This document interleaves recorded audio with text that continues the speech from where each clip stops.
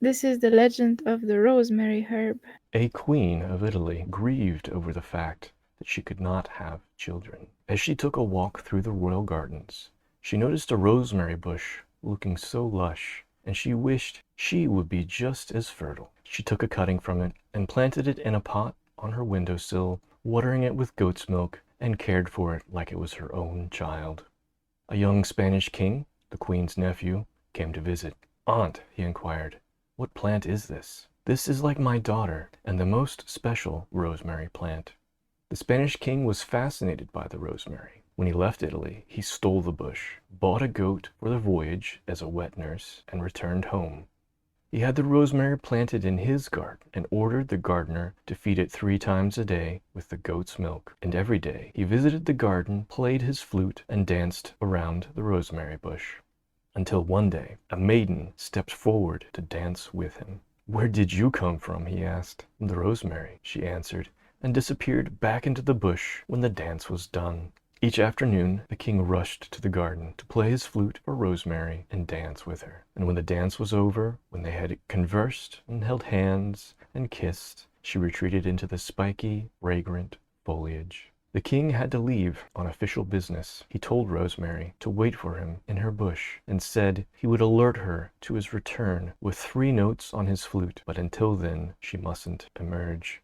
He warned the gardener that if he came home to find Rosemary withered, in the least the gardener would be beheaded.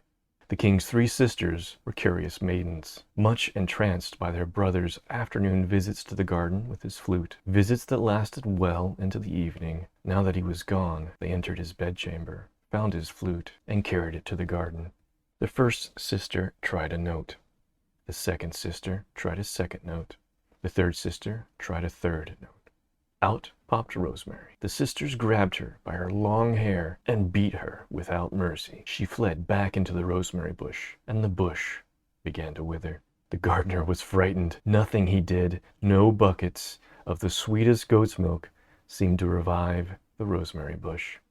He ran for his life. In the woods, he searched for this legendary tree in which the dragon was resting every night. After dark, the frightened gardener climbed the dragon tree and sneaked through the dragon's horrid snoring. He stabbed the dragon's throat and collected some blood. He ran home as fast as he could. After pouring all the blood on the rosemary, the bush dried completely. The girl emerged, healthy and whole. The gardener took her into his house. His wife cared for her. When the king returned, he wasted not a minute getting to the garden. He blew his flute 3 times, but no one appeared. He tried again, and again. No one appeared. The rosemary bush was withered, not a leaf left. The king was furious. He screamed at the gardener, "Your head will roll this day." "Come in," the gardener replied. "There is something wonderful within my home."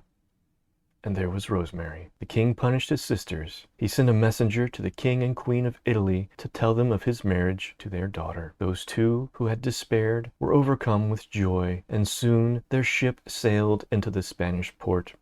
Rosemary awaited them on the dock. They all rejoiced, and at the feast the food and wine was flavored with rosemary.